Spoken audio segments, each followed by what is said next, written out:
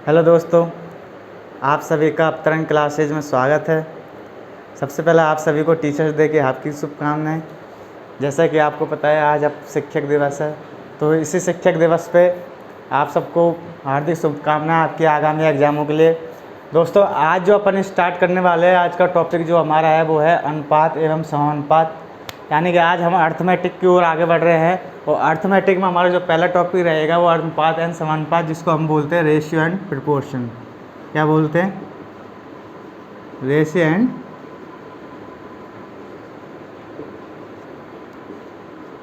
Proportion, यानी कि अनुपात एंड समानुपात।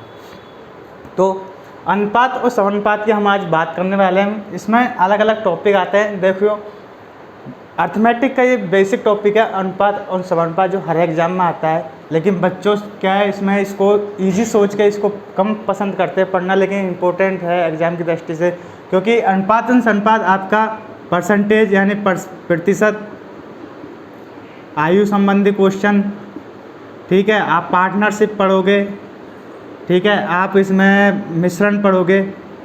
तो ये अनुपात एंड समानुपात इस मैथमेटिक्स के बहुत सारे टॉपिकों में काम आता है। जैसे परसेंटेज में काम आएगा, आयु संबंधी क्वेश्चन करेंगे उसमें काम आएगा, पार्टनरशिप आप पढ़ोगे तो उसमें अनुपात समानुपात काम आता है, मिश्रण जब आप करोगे तो उसमें अनुपात समानुपात काम आता है। तो अनुपात एंड समानुपात ऐसा टॉपिक है जो ये रिलेटेड करता है मल्टीपल टॉपिक से, जो अर्थमेटिक के लिए बहुत इंपॉर्टेंट होने वाले हैं। तो अपन स्टार्ट करने वाले हैं अनुपात एंड समानुपात यानी रेशियो एंड प्रोपोर्शन, ठीक है। तो सबसे पहले मैं बात करता हूँ रेशियो की। सबसे पहले मैं बात की रेशियो की, यानी कि अनुपात की। एक्चुअली अनुपात होता क्या है?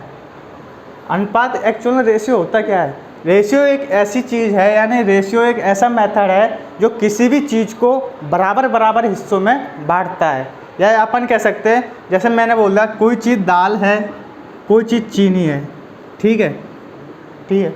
कोई चीज़ दाल है और दूसरी चीज़ चीनी है। मैंने बोले दाल तो 100 kg है, ठीक है, और चीनी है कितनी? 50 kg, ठीक है।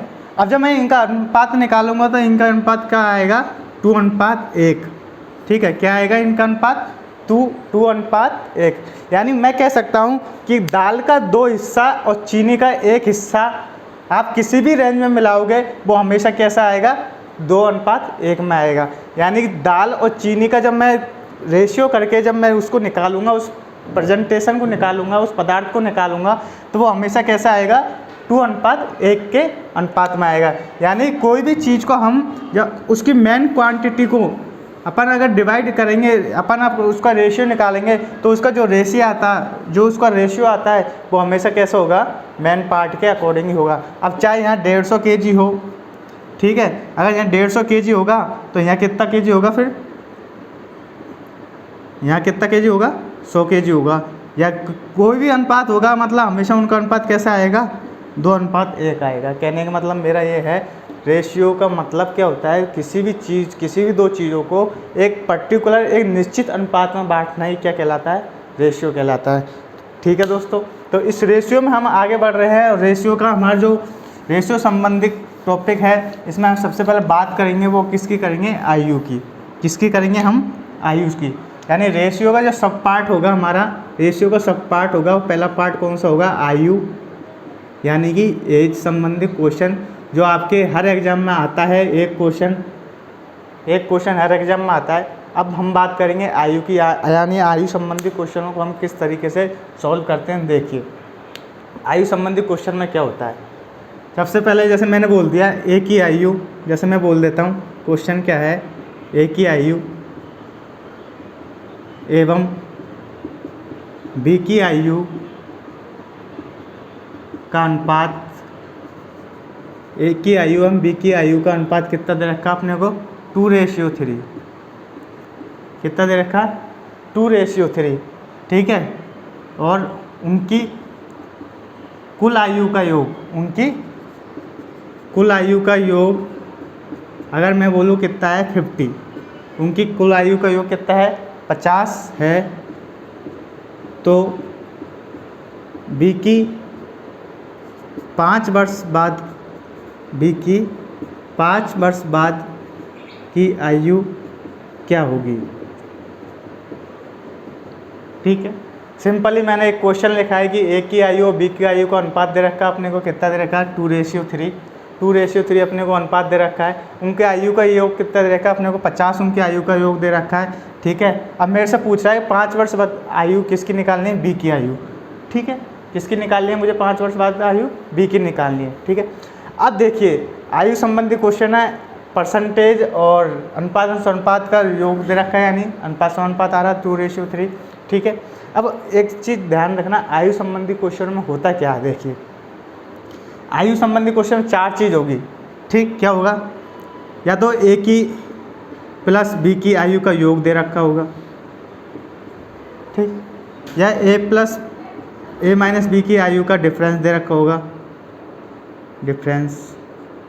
ठीक है, या तो इन दोनों का आयु का योग दे रखा होगा, ये इन दोनों की आयु का डिफरेंस दे रखा होगा, या फिर ए की आयु दे रखी होगी, या फिर बी की आयु दे रखी होगी। आपके एग्जाम में 4 चीज़ मिलेगी, ए प्लस बी का योग मिलेगा, ए माइनस बी का डिफरेंस मिलेगा, या ए की कुल आयु मिलेगी, या बी की कुल आयु मिलेगी। इन चारों में से कोई 3 चीज़ आपको दे रखी होगी एग्जाम में, और कोई एक चीज़ आपसे एग्जाम में पूछेगा। क्या दे रखा होगा, चारों में से कोई एक चीज़ एग्जाम में आपको दे रखी होगी और एक चीज़ उनमें से पूछेगा। जैसे ए की आयु बी की आयु हमको दे रखी है, यहाँ क्या दे रखी है 2x और 3x दे रखी है। ठीक है, 2x और 3x दे रखी है। ठीक है, और ए प्लस बी का आयु का योग हमको दे रखा है कितना 50 दे रखा है। ठीक है, अब वो ए माइनस बी पूछ सकता है, चाहे ए पूछ सकता है, चाहे बी पूछ सकता है, या ए प्लस बी ए माइनस बी कुछ भी पूछ लेगा। ठीक है, तो कैसे सॉल्व करेंगे, देखिए 2 तरीके से अपन सॉल्व करेंगे। पहले x मान के, जो नेचुरल सभी लोग करते हैं, और एक दूसरा बिना योग x मान के। कैसे करेंगे देखिए, मुझे पता है कि a की आयु b की आयु का योग कितना दे रखा है, अनुपात 2:3। कितना दे रखा है 2:3, यानी कि मैं बोल सकता हूँ इसको 2x और 3x। मैं बताऊँगा अब मैंने x से क्यों मल्टीप्लाई किया। ठीक है, सबसे पहले समझिए। ठीक है, उनकी कुल आयु का योग दे रखा है 50, यानी कि उनकी कुल आयु कितनी है, दोनों का योग, यानी 2x plus 3x equal to कितना हो गया 50। तो 5x बराबर 50, और x की वैल्यू क्या आ जाएगी मेरी 10। 5 से कट जाएगा 10 मार, तो x की वैल्यू कितनी आ जाएगी 10। हमसे क्या पूछा है, b की 5 वर्ष बाद की आयु। तो पहले b की प्रेजेंट आयु कितनी है, 10 को इससे मल्टीप्लाई करेंगे तो b की आयु कितनी हो जाएगी 30, और 5 वर्ष बाद पूछ रहा है, तो 5 वर्ष बाद b की आयु कितनी हो जाएगी 30 + 5 यानी कि 35। क्लियर है, यहाँ तक समझ में आ गया। बहुत ईजी क्वेश्चन है, कैसे किया देखो। सबसे पहले मेरे को क्या दे रखा है, ए और बी की आयु का अनुपात दे रखा है 2:3। ठीक है, उनकी आयु का कुल योग दे रखा है 50, तो बी की 5 वर्ष बाद की आयु पूछ रहा है। ठीक है, तो ए दे रखा है 2x, बी दे रखा है 3x। 2x और 3x कितना हो जाएगा 5x। 5x equal to 50, x की वैल्यू 10, और 5 वर्ष बाद कितनी आ जाएगी 35, क्योंकि बी की वैल्यू x का मान रखेंगे यहाँ 10, तो बी की वैल्यू कितनी आ जाएगी 30। ये तो है नेचुरल मेथड जो अपन सभी लोग करते हैं। ठीक है, जो x मान के अपन करते हैं। अब मैं बता रहा हूँ कि x से मल्टीप्लाई क्यों किया, इस x से दोनों तरफ मल्टीप्लाई क्यों किया, 2x और 3x क्यों लिखा। कहने का मतलब है अपने पास a और b है, उनका रेशियो दे रखा है 2:3। ठीक है, 2:3 दे रखा है। अब इनको अपन एग्जैक्ट वैल्यू बनाने के लिए, अपन को इन दोनों का एग्जैक्ट वैल्यू बनाने के लिए, ठीक है, ऐसी संख्या से मल्टीप्लाई करना है कि दोनों का रेशियो हमेशा 2:3 हो। यानी मैं अगर इसको 1 से मल्टीप्लाई करूँगा तो मुझे भी इसको 1 से मल्टीप्लाई करना पड़ेगा। मैं इसको 2 से मल्टीप्लाई करूँगा तो मुझे इसको भी 2 से मल्टीप्लाई करना पड़ेगा। मैं अगर इसको 50 से मल्टीप्लाई करूँगा तो 50 से मुझे इसको भी मल्टीप्लाई करना पड़ेगा, क्योंकि मुझे हमेशा इसको कैसे रखना है 2:3 में रखना है। 2:3 के रेशियो में मुझे ए और बी को हमेशा रखना है। तो इस वजह से अपन पर्टिकुलर वैल्यू ना मान के अपन क्या करते हैं एक्स मान लेते हैं। माना कि एक्स से अगर मैं इसको मल्टीप्लाई करूँगा तो एक्स से ही मुझे इसको मल्टीप्लाई करेगा, और इन दोनों का रेशियो हमेशा कैसा होगा इन दोनों का रेशियो हमेशा कैसा होगा सेम होगा। यानी हमेशा जब भी ये किसी भी संख्या से मल्टीप्लाई होंगे तो वो कैसे होंगे 2:3 के अनुपात में होंगे। इस वजह से हमको इसको एक्स से मल्टीप्लाई करना पड़ता है। ठीक है, अब अपन इसको करते हैं बिना x की सहायता से। यानी अगर अपन x नहीं माने तो इसको कैसे करते हैं, देखो बिना x के कैसे करते हैं। देखो अपने को दे रखा है a की आयु b की आयु का 2:3 है। ठीक है, a की आयु b की आयु कितनी है 2:3, यानी 2:3 है। ए और बी की आयु कितना दे रखा है अपने को 2:3। ठीक है, अब इनकी कुल आयु का योग दे रखा है 50। उनकी कुल आयु का योग कितना दे रखा है 50। मैंने मान लिया कि ए की आयु 2 वर्ष है और बी की आयु 3 वर्ष है। मैंने रेशियो को ही उनकी टोटल आयु मान ली। मैंने बोल दिया कि ए की आयु कितनी होगी 2 वर्ष होगी और बी की आयु कितनी होगी 3 वर्ष होगी। ठीक है, अब मुझे दे रखा है उनकी आयु का योग, यानी 5 की वैल्यू, दोनों योग कितना हो जाएगा 5, और 5 की वैल्यू मुझे कितनी दे रखी है 50 दे रखी है, क्योंकि बोल रहा है साफ साफ कि उनकी कुल आयु का योग कितना है 50। उनकी कुल आयु कितनी है 5 वर्ष, यानी 5 की वैल्यू मुझे कितनी दे रखी है 50 दे रखी है। तो एक की वैल्यू निकालूंगा तो कितनी आ जाएगी, एक की वैल्यू कितनी आ जाएगी 10 आ जाएगी। तो 2 की वैल्यू कितनी आ जाएगी 20 वर्ष, यानी ए की आयु तो कितनी होगी 20 वर्ष और बी की आयु कितनी हो जाएगी 30 वर्ष, क्योंकि एक की वैल्यू 10 आ गई तो 2 की वैल्यू 20 आ गई और 3 की वैल्यू कितनी आ जाएगी 30 वर्ष आ गई। क्लियर है यहाँ तक। अब बी की आयु जब 30 वर्ष है आज, तो 5 वर्ष बाद की पूछ रहा है तो 5 और ऐड कर दो, यानी कितनी आ जाएगी 35 वर्ष आ जाएगी। क्लियर है यहाँ तक। बिना एक्स मान के सीधा सिंपली एक ही लाइन में आप किसी भी क्वेश्चन को सॉल्व कर सकते हैं, अनुपात और समानुपात को। ठीक है, आगे बढ़े नेक्स्ट क्वेश्चन में और भी अच्छे ढंग से आपको समझ में आ जाएगा। देखिए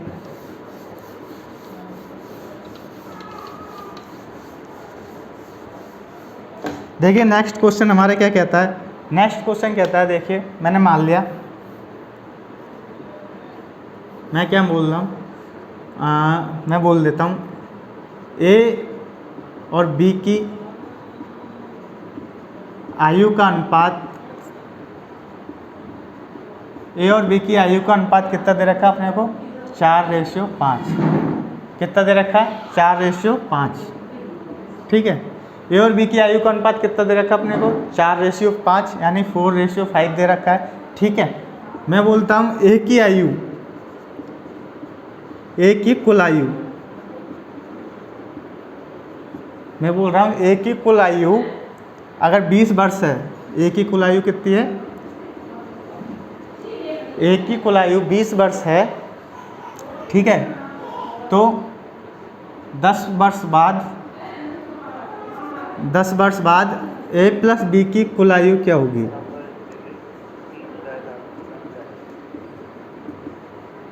ए प्लस बी की कुल आयु क्या होगी। क्वेश्चन हमारा क्या कह रहा है, क्वेश्चन हमारा बोल रहा है कि ए और बी की आयु का अनुपात कितना दे रखा है अपने को 4:5, यानी 4:5 अपने को ए प्लस बी की आयु का रेशियो दे रखा है। ठीक है, ए की कुल आयु हमको दे रखी है 20 वर्ष, ए की कुल आयु कितनी दे रखी है हमको 20 वर्ष। तो 10 वर्ष बाद हमको क्या निकालना है, ए प्लस बी की कुल आयु निकालनी है। 10 वर्ष बाद ए प्लस बी की क्या निकालनी है, कुल आयु निकालनी है। देखिए कैसे करेंगे, अपने को दे रखा है, दोनों तरीके से समझाता हूँ, पहले एक्स से फिर बिना एक्स से। देखिए ए प्लस बी हमको कितना दे रखा है 4x और 5x। ठीक है, मैंने मान लिया ए की आयु 4x है, बी की आयु 5x है।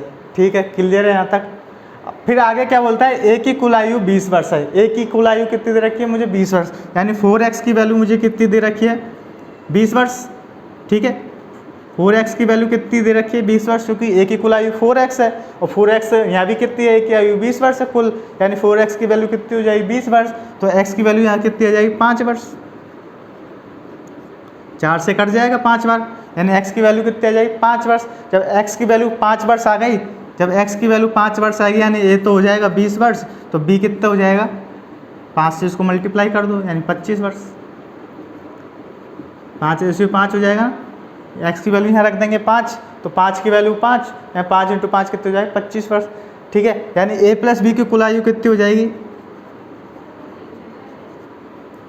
a प्लस बी की कितनी हो जाएगी 45 वर्ष, 20 + 25, ये है ए की वर्तमान आयु, प्रेजेंट की आयु कितनी हो जाएगी ए प्लस बी की 20 + 25 यानी 45 वर्ष। कितनी होगी 45 वर्ष। हमसे क्या पूछा है 10 वर्ष बाद की पूछ रहा है। 10 वर्ष बाद की ए प्लस बी की कुल आयु कितनी हो जाएगी, 10 ऐड कर दो, यानी कितनी हो जाएगी टोटल 55 वर्ष। हाँ सही है क्या। ए प्लस बी की कुल आयु देखिए कितना दे रखा है आपने, ए प्लस बी की कुल आयु का अनुपात दे रखा है सबसे पहले 4:5, तो मैंने क्या मान लिया इसको 4x मान लिया, इसको 5x मान लिया। 4x की वैल्यू अपने उधर रखी है 20, तो x की वैल्यू यहाँ से क्या आ जाएगी 5। तो x की वैल्यू मैं दोनों जगह रखूँगा, यहाँ तो 20 है ही, 5 की वैल्यू यहाँ रखूँगा, कितने हो जाएगा 25 हो जाएगा। a प्लस बी की कुल आयु कितनी हो जाएगी 20 प्लस 25 यानी कि 45 वर्ष। 10 वर्ष बाद की आयु कितने देर हो जाएगी 55 वर्ष, क्योंकि 10 और ऐड कर दो इसमें। ठीक है, क्लियर है यहाँ तक, कोई प्रॉब्लम नहीं। आगे बढ़े।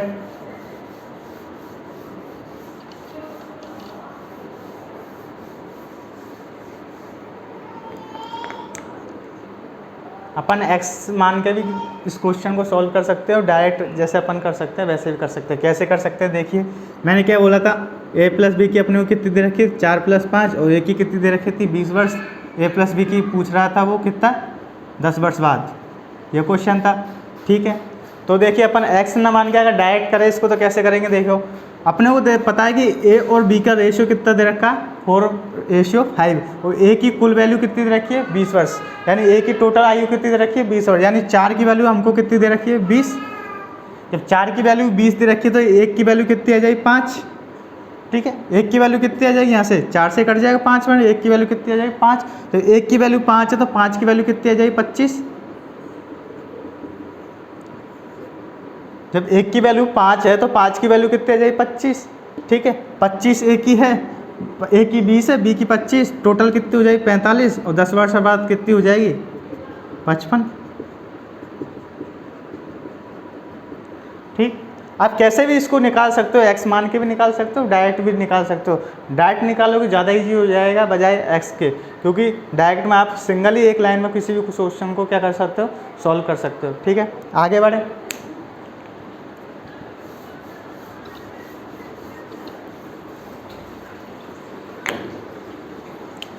ठीक है, अगला क्वेश्चन अपना क्या कहता है, अगला क्वेश्चन अपना कह रहा है, क्या कह रहा है, देखो अपने से बोल दिया कि a व b की आयु का अनुपात, a व b की आयु का अनुपात 10 वर्ष पहले, a व b की आयु का अनुपात 10 वर्ष पहले कितना है 2:3, कितना मान लिया 2:3 है। ठीक है, a प्लस बी की आयु का 10 वर्ष पहले का अनुपात कितना है 2:3 है। क्लियर है, यहाँ तक कोई प्रॉब्लम नहीं। तथा a व b की 10 वर्ष बाद का अनुपात, a व b की 10 वर्ष बाद आयु का अनुपात, आयु का अनुपात 4:5 है। कितना दे रखा है 4:5 है। ठीक है, तो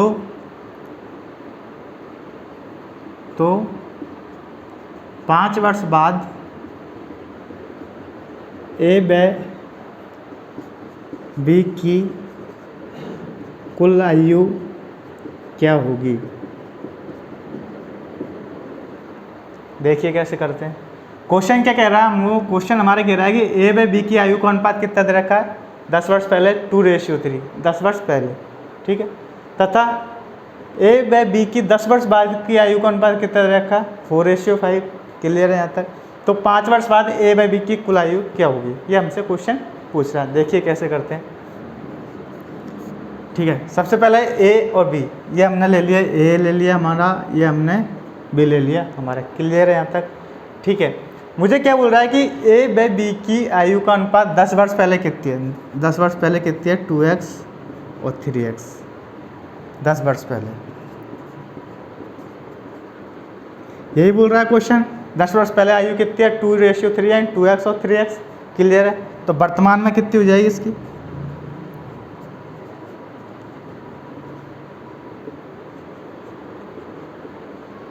क्लियर है यहाँ तक।